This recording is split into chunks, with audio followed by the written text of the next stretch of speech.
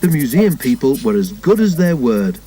Thomas went at once into the workshop where his buffer beam was soon straightened and a new buffer bolted on.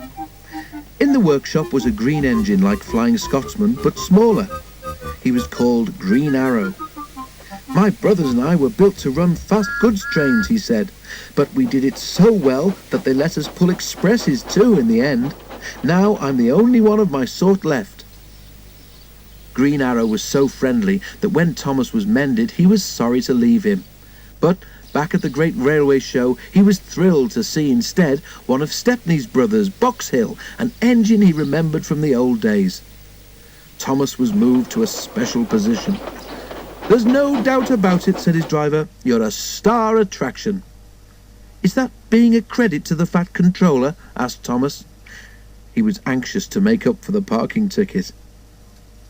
One morning, Thomas's driver arrived in great excitement. "We're to give rides on the demonstration line," he said. Thomas was delighted. The 3 demonstration lines were different sizes. One was narrower than Thomas's, and the third was used by a very wide engine called Iron Duke. "This is broad gauge," he explained. "The Great Western Railway used it until about 100 years ago." Thomas wondered if Duck knew about broad gauge. It would be nice to tell him something about the Great Western, he thought. The engines had to take great care because of the many visitors. Thomas was anxious. Some people were not as careful as they should have been. Thomas had never seen such crowds. "We must watch out," he told his driver. "What would happen if a child got onto the line?" "Don't you worry, Thomas," replied the driver.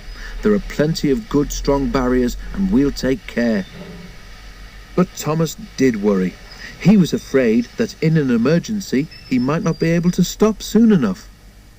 Next morning, Thomas felt better. The sun was shining, and he was looking forward to talking to Iron Duke again. He chuntered happily backwards and forwards along the demonstration line all day. Then, nearly at closing time, it happened.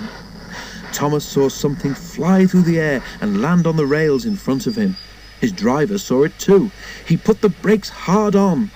"Beep, beep, beep, beep," whistled Thomas in alarm. "I must stop, I must." Thomas shuddered to a halt, and a great cloud of steam wheeshed noisily from his cylinder cocks. But he couldn't stop before he hit the bundle. It burst.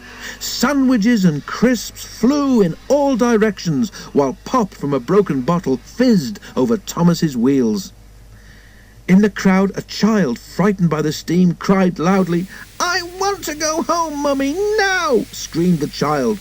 "You noisy great engine!" shouted his mother, waving her fist at Thomas. "I'm going to see the manager!" "Oh dear," thought Thomas. "That's not the way to be a credit to the Fat Controller." "You did very well," comforted his driver. "Thank goodness it was only a lunch pack and not a child on the line."